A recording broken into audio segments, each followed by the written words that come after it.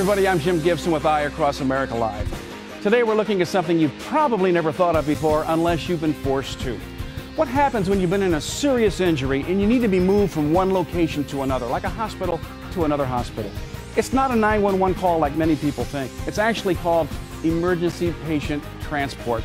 And it's up to you to be aware of how that works, what to look for, and who you call. And the decision you make might be the difference of life or death with you or someone you love. Ambulance 30, please respond to 130 North Buckingham Drive for a 56-year-old male with a cardiac complaint. Ambulance 30, responding code 2. Every year, there are 240 million calls to 911. Central 3030.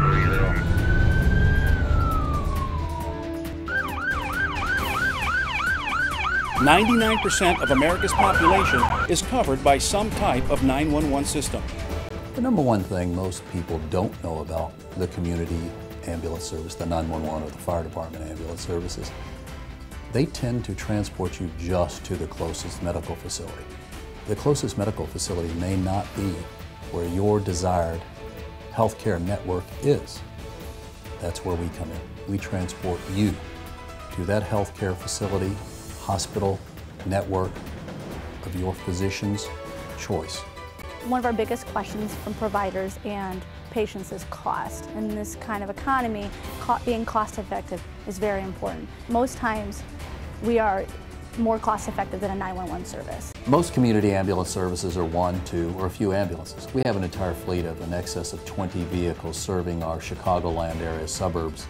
We also operate mobile dental clinics, mobile medical coaches for county health departments and medical clinics. We can transport your loved one anywhere, where 911 cannot do that.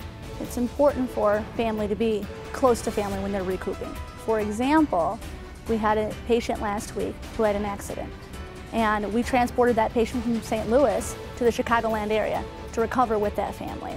911 will not be able to do that. As the owner of a dental practice, I have the responsibility of making sure my patients are covered in the best way possible in case of an emergency. And that's why I decided to contract with a private ambulance company in the case one of my patients prefers going to a hospital different than a 911 ambulance can offer. 30, give us an ETA. Stand by an ETA. Affirmative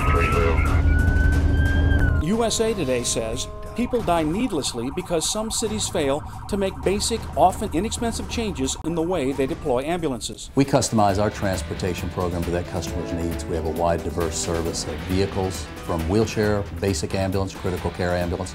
One call arranges all. That's why they use us. If your newborn child requires the care of a pediatric neonatal critical care transport team, it most likely would require a private ambulance company, not 911.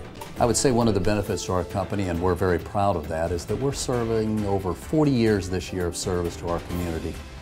Very few ambulance companies locally nor nationwide can say that they've provided that scope of service for 40 years, and that's something we're proud of. On today's segment, you witnessed a medical emergency on board First Care Ambulance in Aurora, Illinois, showing that process, raising questions, and offering answers to questions you've probably never thought about.